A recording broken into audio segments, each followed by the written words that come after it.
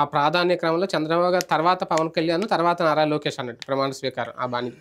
ఇప్పుడు నారా లోకేష్ గారికి గతంలో కూడా ఆయన ఐటీ శాఖ చేశారు కాబట్టి ఐటీ శాఖ లేదంటే విద్యాశాఖ ఇవి కేటాయించడం, ఈయనకిచ్చిన 5 శాఖలు చూసుకుంటే ఏది ఎక్కువ ఏది తక్కువ అనే కంపారిజన్ అయితే కనిపిస్తుంది. అట్లేం లేదు.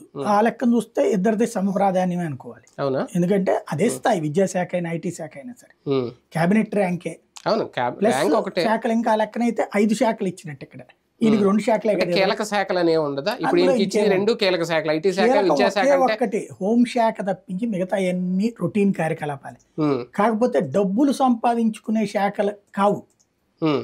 ఐటీ శాఖలో డబ్బులు సంపాదించుకునేది ఏముండదు, పంచాయతీరాజ్లో ఏముండదు, గ్రామీణాభివృద్ధిలోని ఏముండదు. అవును, వీటిట్లో డబ్బులు అటవీ శాఖలో ఏముంటది సంపాదించుకోవడానికి, పెట్టాల్సినవి ఇవన్నీ. సంపాదించుకునే శాఖ ఏదైనా ఉందంటే గనుల శాఖ మెయిన్, అట్లాగే లెక్కర్ ఎక్సైజ్ శాఖ, అట్లాంటి వాటిట్లో ఉంటది తప్పించి అంటే డైరెక్ట్ గా అక్కడ ఇది ఉండదు వీటిట్లలో. ఇక్కడ ఇంకా బాధ్యత ఎక్కువ ఇద్దరికి కూడా. పవన్ కళ్యాణ్ గారికి నిజంగా బాధ్యత గల శాఖల కేవలం ఇందాక మీరు అన్నట్టు బరువైన శాఖలేనా ఒక 5? బాధ్యతే బరువే బాధ్యత, అంతేనా? అంతే కదా. ప్రాక్టికల్ గా ఒక్కటి పవన్ కళ్యాణ్ కి గౌరవం అయితే భారీగా ఇచ్చారు చంద్రబాబు గారు.